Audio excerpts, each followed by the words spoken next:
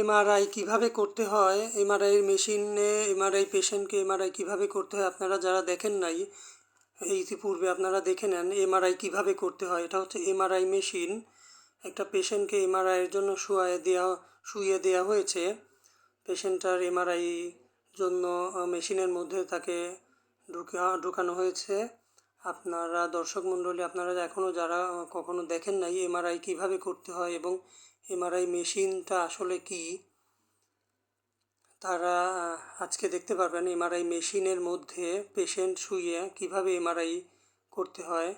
Already MRI মেশিনের মধ্যে পেশেন্টের ঢুকে গেছে এবং প্রসিডিউর শুরু হয়ে গেছে। আপনারা দেখতে থাকেন কিভাবে এমআরআই হচ্ছে। এমআরআই মেশিনের মধ্যে পেশেন্ট ঢুকে গেছে।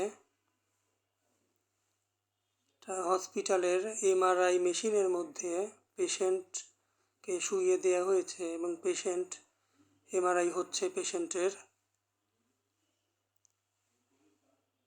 আপনারা যারা আগে দেখেন নাই এমআরআই কীভাবে করতে হয়, তারা আজকে এই ভিডিওর মাধ্যমে এমআরআই কীভাবে করতে হয় সেটা দেখতে পারবেন এবং এমআরআই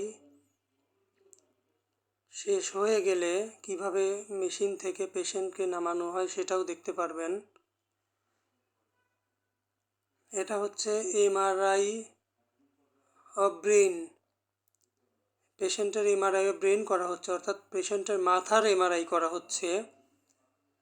এই জন্য মাথা পর্যন্ত মেশিনের মধ্যে পেশেন্টকে নেওয়া হয়েছে।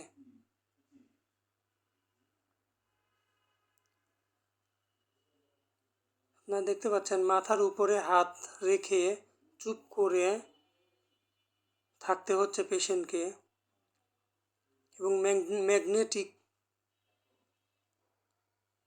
পাওয়ারের মাধ্যমে এমআরআই করা হচ্ছে।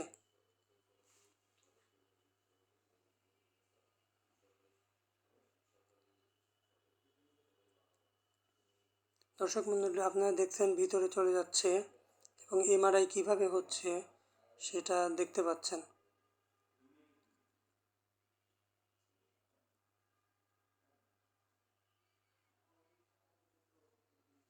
আমি আপনাদের জুম করে দেখানোর চেষ্টা করছি। এখন এমআরআই শেষ হয়ে গেছে, পেশেন্টকে বের করা হবে এখন।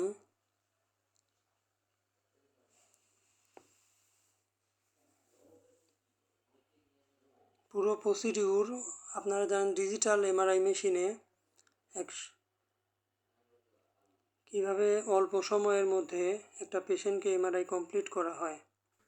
সবাই সুস্থ থাকবেন এবং স্বাস্থ্যের প্রতি যত্ন নেবেন এবং কোন পরীক্ষার জন্য কোন মেশিন ব্যবহার করতে হয় সবাই জানবেন।